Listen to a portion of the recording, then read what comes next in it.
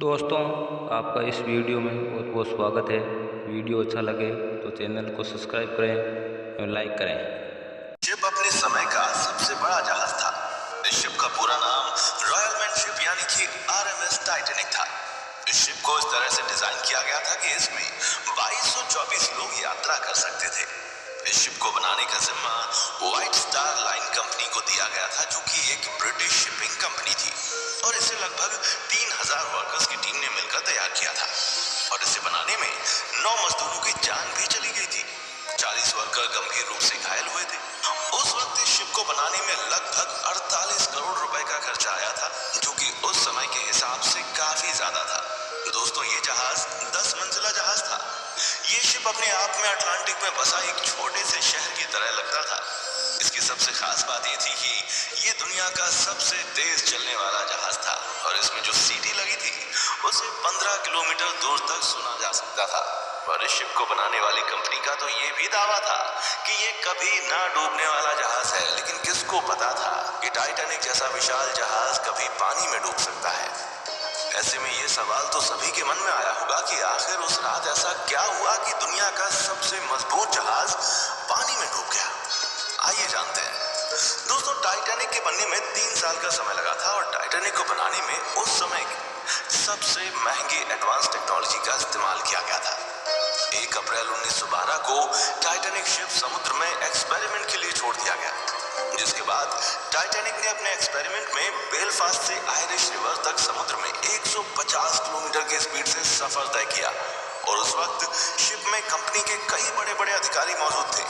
जिसके बाद उसी दिन शाम को 7 बजे टाइटैनिक बेलफास्ट वापस लौट आया और एक्सपेरिमेंट को सक्सेसफुल माना गया। मैं आपको यह भी बता दूं कि एक्सपेरिमेंट सक्सेसफुल हो जाने के बाद 2 अप्रैल 1912 को टाइटैनिक को यात्रा के लिए ऑफिशियली लॉन्च कर दिया गया, और इसी के साथ टाइटैनिक ने इतिहास के पन्नों में अपना नाम दर्ज कर लिया। टाइटैनिक तो अपनी पहली यात्रा से पहले ही ज्यादा पॉपुलर हो चुका था, क्योंकि उस समय टाइटैनिक का मुकाबला कोई और जहाज कर ही नहीं सकता था।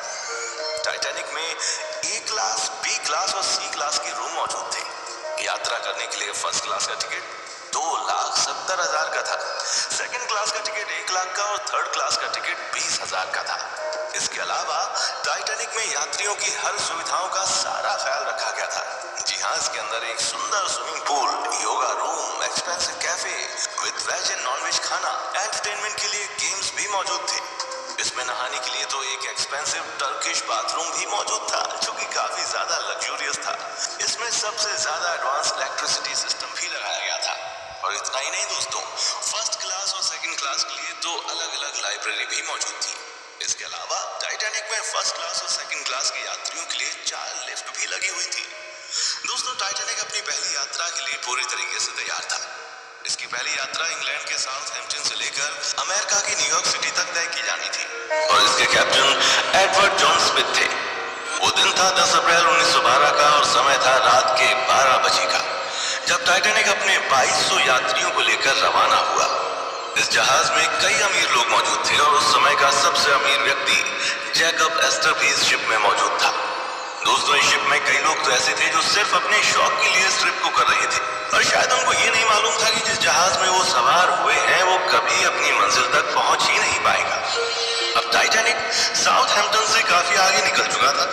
समुद्र में चारों तरफ तेज हवाएं चल रही थी, जिसके कारण मौसम में हल्की सी ठंडक भी थी। इसी समय टाइटैनिक के फर्स्ट ऑफिसर ने टाइटैनिक की स्पीड को बढ़ाने का आदेश दे दिया, ताकि टाइटैनिक टाइम से पहले अमेरिका पहुंचकर यात्रियों और मीडिया को हैरान कर दे। टाइटैनिक शाम की रोशनी में आगे बढ़ रहा था। इस जहाज को सफर में निकले हुए लगभग 3 दिन हो चुके थे, और टाइटैनिक में अभी तक एक दुर्घटना भी घट चुकी थी। जी हाँ, दरअसल टाइटैनिक के निचले हिस्से के भाग में पिछले 3 दिनों से आग लगी हुई थी, जो कि टाइटैनिक में मौजूद सभी यात्रियों के लिए खतरा बन सकती थी। मैं आपको बता दूं कि टाइटैनिक में ये आग तो जहाज के रवाना होते ही लग चुकी थी, और इस बात का पता सभी अधिकारियों को चल चुका था।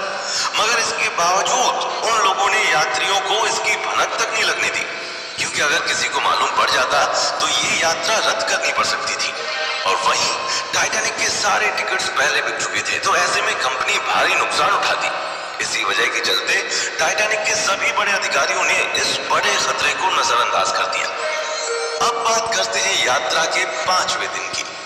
टाइटैनिक अटलांटिक महासागर में तेजी से बढ़ रहा था और दिन था रविवार का 14 अप्रैल की रात का। समुद्र में काफी शांति थी और आसमान में चांद भी मौजूद नहीं था। चांद न होने के कारण आसमान में घना अंधेरा छाया हुआ था और शिप के कैप्टन को सामने का कुछ भी दिखाई नहीं दे रहा था। वैसे मैं आपको ये भी बता दूं कि टाइटैनिक के आइसबर्ग से टकराने से पहले शिप के कैप्टन को कुल 6 चेतावनी पहले ही आ चुकी थी कि रास्ते में कई बड़े बर्फ के टुकड़े मौजूद हैं जिससे शिप कभी भी टकरा सकता है। मगर कैप्टन को ये मालूम नहीं था कि टाइटैनिक किसी आइसबर्ग से टकरा जाएगा। जी हाँ, उस रात ऐसा ही हुआ कि कैप्टन को घना अंधेरा होने की वजह से सामने का आइसबर्ग दिखाई ही नहीं दिया और कुछ ही देर के बाद रात को तकरीबन 11:40 पर जहाज के 6ठे ऑफिसर जेम्स मोड के टेलीफोन की घंटी बजी, जिस पर ऑफिसर को यह बताया गया कि रास्ते में एक बड़ा सा आइसबर्ग भी है जिससे उनको बच के रहना है। इसके बाद ऑफिसर ने तुरंत इस बात की जानकारी कैप्टन तक पहुंचाई, मगर वो लेट हो चुका था क्योंकि टाइटैनिक को आइसबर्ग से टकराने में मात्र 35 सेकंड ही बचे थे। आपको बता दें कि जानकारी मिलते ही टाइटैनिक की पूरी टीम एक्शन में आ गई थी और उसके बाद सीनियर ऑफिसर ने जहाज को बाईं तरफ मोड़ने और इंजन को बंद करने का आदेश दे दिया। साथ ही जहाज के ऑपरेटर को जहाज को पीछे लेने का भी ऑर्डर दिया था, मगर जहाज की रफ्तार इतनी तेज थी कि उसे पीछे की तरफ लेना और उसको मोड़ना नामुमकिन था। और फिर कुछ ही सेकंड्स में टाइटैनिक आइसबर्ग से टकरा गया। आपको बता दें कि टक्कर के दौरान शिप का वो हिस्सा आइसबर्ग से टकराया था जिसमें पहले से ही आग लग चुकी थी और आग लगने की वजह से सारा मेटल कमजोर हो चुका था, जिसका नतीजा ये निकला कि टाइटैनिक के निचले